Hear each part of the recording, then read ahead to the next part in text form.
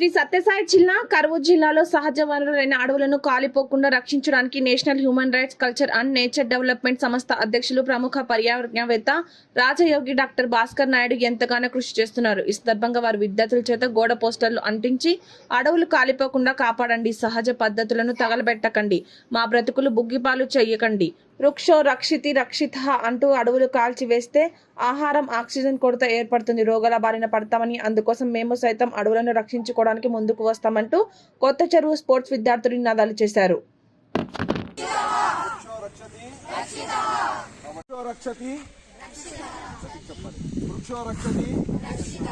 మొక్కలు నాటేదెవరు?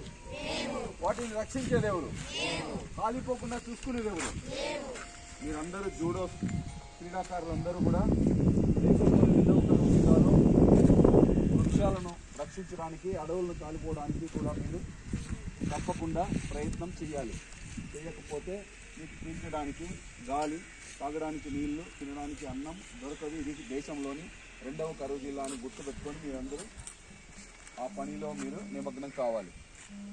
మీకు ఎవరన్నా ఫ్రెండ్స్ బర్త్డే జరుగుతుంటే కేకులు మూతులు పూసుకోకుండా ఒక మొక్క ఇవ్వడం, లేదా వాళ్ళ తరఫున ఒక మొక్క పెంచి చూపించడం, అలాంటి బాధ్యతాయుతమైన పనులు సమాజంలో గౌరవం ఉంటుంది, మంచి కూడా జరుగుతుంది. ఓకేనా? ఇలా మనం కొన్ని కోట్ల చెట్లను రక్షించాం, కొన్ని లక్షల మొక్కలు నాటాం, లక్షల మంది విద్యార్థులను ఎడ్యుకేట్ చేస్తూ పోతున్నాం ప్రతి స్కూల్లోనూ. ఓకే, మీరున్న స్కూల్స్కి నేను వచ్చానో లేదు ఇంకా తెలియదు, కానీ నాకు సమయం చాలటం లేదు. సంవత్సరానికి 200 స్కూల్స్కే పోగలుగుతున్నాను. కొన్ని వేలు ఉన్నాయి, మన 500 పైసలకు ఉన్నాయి మన, కానీ ఎప్పుడో రోజు వస్తాం మీ స్కూల్కి. ఓకేనా? అందరూ నీట్గా అట్లా ఒకరికొకరు అవుతారని అట్లా జాయిన్ చేయాలి.